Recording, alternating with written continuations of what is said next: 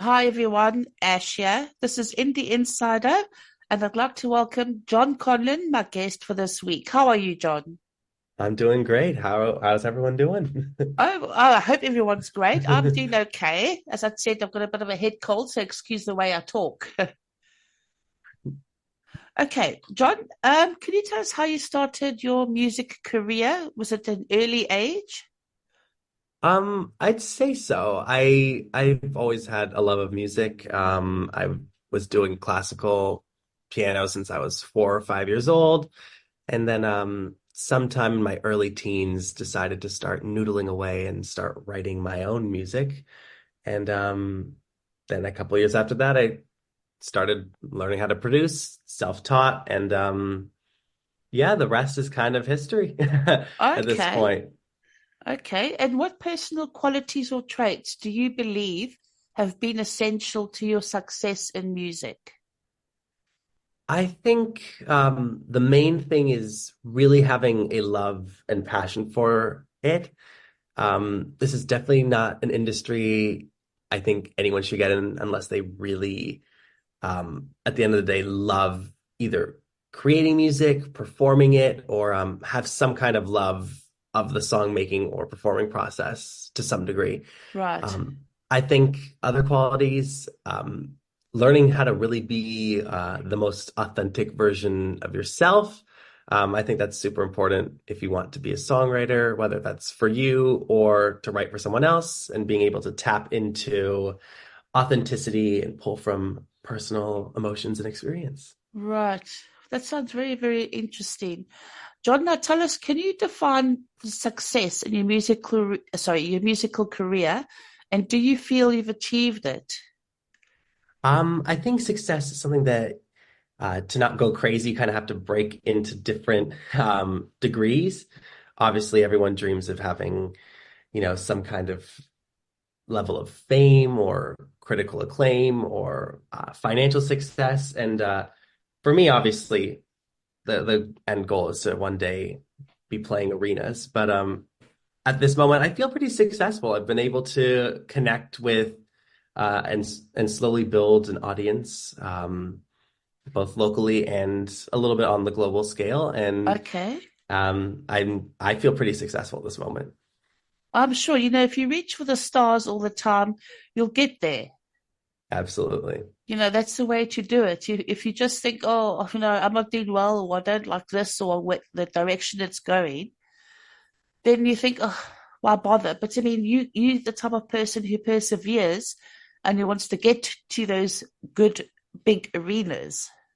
Definitely. And I think celebrating what feels like the smaller wins along the way Yes, helps you keep your head on straight because of in anything in life, if you only think about big picture and don't break it up into little achievements along the way, you're always going to feel not so fulfilled because you haven't hit sure. your final end goal yet. But you'll eventually get there. Your end goal, it's always there within your reach. That's what I believe in. Absolutely. And how have you evolved as an artist from your first performance to now? I think I've become a lot more confident and comfortable on stage. I used to be, I guess, one of those people that had pretty bad stage fright. Right. But at this point, it's like second nature. Being on stage is like home to me. Obviously, I still get a little wee bit nervous, but that's because I care about doing a good job. I'm not coming at Sure. it from a place of like debilitating, like, what if I mess up? What if I'm not good enough? So I've definitely built my confidence a lot. And also on this journey since starting this, I feel like I've really honed my songwriting craft, especially on the lyrical side. I've made it my Sure. mission to be a better storyteller and lyricist. And I feel like just listening to stuff I put out a couple years ago versus stuff that I've been working on up to last night, it's like I feel big strides. So, Right, right. Now, what is it like to be on stage? it's my absolute favorite thing to be, uh, whether it's like a small venue or a slightly larger venue, I just feel the most in tune. There's something about making music that's really enjoyable. And like it feels good, but to me, translating it to a live environment and putting it into a room, I just feel I don't know, almost like it's some kind of superpower, you know? Yeah, yeah. Yeah, it's just pure bliss and joy for me. I'm sure you know when you get walk onto the stage and you see the crowd there and they're cheering you, that gives you you know, a boost, I would say. Definitely, it's such a good energy exchange because I feel like I'm a pretty um, larger than life performer, and so I feed the audience, they feed me, and it's just beautiful symbiotic relationship almost. Oh, well, you know, that's a good thing, you know, to feel, you know, that you're interacting with the audience, they're singing along with you, or you're making them sing a part of a lyric. I think that's fantastic. Yes, actually, I think I had a my best show ever last week. I played the Viper Room Lounge in West Oh, Hollywood, and it was the first time I've played something and like I could hear a very large chunk of the crowd singing my words back to me, and that was oh. almost like that. I kind of made it moment. Oh, that's fantastic. Honestly, I think that's so good, really. And Thank talking you. about your music career again, what keeps you motivated and passionate about your music? I think it's that feeling of once again, feeling centered and grounded. But obviously, when you're making so much stuff and writing a lot, sometimes you can feel like, oh, am I kind of saying the same thing again? Have I hit a wall or plateaued Right, lyrically? So when I feel like I hit that, I really step into pretending to maybe be someone else. It could be like a character in a TV show or right. a close friend of mine. I'll just think about an interaction or a story they told me where they had an issue with someone or something that happened in their life. And I was like, what if I played that role for this next song? Um, and I don't know, it's kind of, there's a certain level of less pressure when it's not about me. Sure, sure. But I I'm like, think I'm that's playing a very, role. yeah. No, I think that's a good thing as well. And when it comes to your personal life and relationships, how do you balance the demands with the relationships and your personal life with a music career? I think I make it kind of clear to people that this career and all my hopes and dreams is always my first thing. But I've noticed over the past few years that I need to definitely take time to nurture friendships more and social life more. Sure.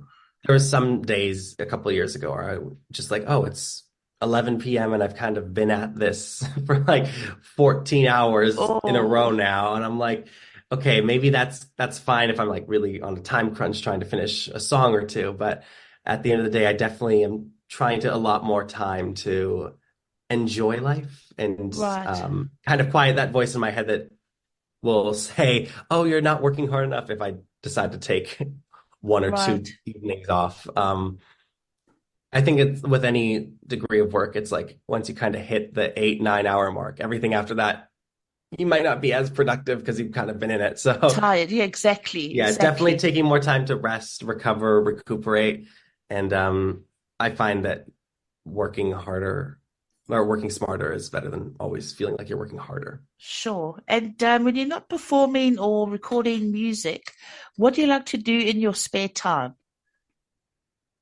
My spare time, I'm a really big fan of rollerblading. Oh, okay. Um, and living in Los Angeles, it's nice. I can just drive either to North Hollywood and go on this nice, lovely bike path, or I can go down to the beach and uh, spend many hours just going back and forth from Venice to Santa Monica. I like to just kind of unplug, Right. pretend that nothing else is going on.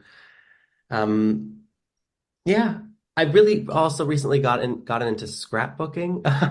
Okay. I That's don't know. good. I've taken a lot of like pictures, whether it's on my digital camera or Polaroids, and for years they've just kind of been sitting in different cabinets. And I said, oh, this is going to drive me crazy. So I just I've been compiling it together, and also I don't know, taking cute poems I find online and maybe printing them out and adding them in. Oh, that's nice. I'm a horrible visual artist, so when it comes to like drawing, it's usually just doodles. But Oh, there's I don't nothing wrong know. with that. I think it's nice to have hobbies outside of career. You know, if I ended up just having a corporate job, I'd obviously say that music is my escape. But when you kind of transform your hobby into your day-to-day, you need other things to give you a sense of escapism. Sure, sure. Going back to more or less when you first started your music career and you did a live performance, what did it feel like? The first couple of times I did it, Yes. um, it was very stressful. I don't know. I definitely had that feeling of stage fright that was coming from a place of generalized anxiety. Like right before I get on stage, I'd always be like, "What if you mess up? What if you Oh, forgot the words to verse two?" Um, and obviously, by the time I get on stage and I get partway through the first song, everything feels fine and nerves are right. calmed. But there was always that feeling of immense panic right before. I can imagine. Do you sort of how would I say, like you were just saying earlier, do you say to yourself, I'm calm, I can do this, I'll get out there, give my best shot, and let's do it? Definitely. It's a complete 180 the way I approach it now. I feel so much more confident. Yeah. And I just, yeah, exactly. I give myself that little pep talk, like you've done this before, you're gonna do it again. And you know, just know that you're gonna kill it and don't even think about entertaining the ideas of, oh, you're gonna mess up because what's that Sure. gonna do other than just stress me out? No, that's the last thing you need is for to stretch yourself out. And at the end of the day, you come out smelling of roses. There's nothing to worry Exactly. about. This, Exactly. although you're saying that, I mean, I can't sing for to save my life. So even if I had to go on stage and talk, I think, as you said, it's that stage fright and that fear. You know, I don't know if those bright lights prevent you from seeing the audience, but it's just knowing that there are hundreds of people out there, or a few hundred, or 100, whatever the case may be. So I suppose you Yeah, get over that fear. definitely. And um, it's whether it's a couple dozen people or significantly more than that. Right. I've kind of developed this mindset of whether you're playing a basement or you're one day playing Madison Square Garden, I kind of treat Sure. it all like the same thing, you know? Yeah, yeah. But I'd say it's always harder to play for fewer people for some reason. Because it's Really? like in my head, I'm like, well, you can end up talking to everyone at the end of the night and everyone kind of knows you, and Yeah. there's almost like a more nerve-wracking situation to that. Um, but I just think whether you're being an actor or a stand-up comic, or you're delivering some kind of TED Talk or a singer, it all kind of stems Right. from really having a good foundation and relationship with yourself. And Exactly. yeah, you hit the nail on the head for sure. Oh, and talking about venues, what has been your most favorite venue to perform at? I would actually, I know I just said it, but I'd say the Viper Room that I played just a handful of days ago. Okay. It was my most successful show to date, and it's such a legendary venue in Los Angeles, and it was just so surreal that I got to play it, and Would you play there again? I absolutely would. I love it, and I have like a list of different small local venues I want to tick off in LA, and that was one of them. So I'm feeling pretty cool about that. Oh, great. Did you feel a connection with the audience there? Absolutely. Yeah. It was such a fun time, and to see so many different people singing my words back to me, or Oh, just even if it was someone that wasn't there for me and happened to be there for a different act but stayed later, the fact that everyone was kind of jumping up and down and bopping along to my oh, music was really cool feeling. I can imagine. Do you choose the set list for your performance? Yes, You I do. do. Okay. I act as set list and musical director, so I kind of want to obviously play my songs as is, but I'll add a couple different bells and whistles there, whether it be a new guitar part that's added in or something that I messed around with in the track just to kind of give it an extra oomph to the live Yeah, yeah. version. And do Um, you interact and engage with the audience during a performance? Absolutely. That's my favorite part. To me, as someone who is a well, maker of music, but also a huge music fan, I love to go out and see local acts all the time, whether I know them or not. And I think one of the most important things is the banter you do in between songs. And that's something I've kind of studied, whether it's Right. like I've seen other people locally or by watching my favorite artists' concert films. There's always a pacing to how you construct and organize a show. And I think having a good, the ability to speak well in between songs is almost as important as the performance of the songs I can themselves. imagine. Now just a silly question, but after your performance, and you get fans coming up to you and talking to you, and talking back to them, and then perhaps a few nights later you're out at a bar or a club with your friends. Would you recognize the fans if they come up to you and say, "Oh, I saw you 2, 3 nights ago, and I love your music"? How would you react to that? Would you sort of accept Oh, I that? totally would. Yeah, I'd love that. In my life, I've always been kind of terrible with names. Okay. Even you could ask some of my closest friends. It's like I'm like, ooh, you can say it 3 times the first time we meet. I'm still gonna have to like What's your write name it again? down and remember. Yeah. Exactly, exactly. But I'll always remember a face. And so, but if someone came up to me and said, "Oh my God, if you remember me from your show 2, 3 weeks ago," and we had talked afterwards, I would absolutely remember who they were. Maybe Oh, not the name, great. but that's just because I'm terrible with Terrible names names. Yeah, all yeah. around. But I would definitely remember. Yeah. I'm also the same. I'm terrible with names. It's embarrassing for me. It's like, oh, I know you, but sorry, what was your name again? I don't remember. I know. I always have to preface by being like, it's not a you thing. It's definitely It's me. or you just say, oh yes, I remember you, and then later on, Yeah. sorry, I forgot your name. Yeah. No, exactly. Oh I have like a no. trick for that where I'll be like, "Oh, I'm sorry, I forgot your name." And they'll say their name and I'll be like, "Oh, no, no, it was your last name. I forgot." And Oh, so that's a good that thing. way they just told you your first name. You don't make them feel bad about forgetting. Oh, that's fantastic. I must remember that Yeah. for next Yeah, time. definitely. John, can you tell us what your thoughts are on the rise of streaming services and their impact on artists' revenue? I think streaming's like a double-edged sword. I think that paired with the short form content we see on social media now has kind of given anyone the ability to build a platform or a community, which I think is great. I think streaming, while it makes music more accessible, I think it's kind of the payout that's not Right. good. Um, and obviously, we'll never go back to the method or the model of iTunes buying a song for 99 cents or $1.29. Yeah. But I think it's I so definitely wrong. think, yeah, I think the fact that about 1,000 streams equates to $4 is Wow. a little abhorrent and something definitely has to change. Yes, I don't know how one goes about that. I think it kind of has to be spearheaded by a bunch of signed and established and successful artists. exactly.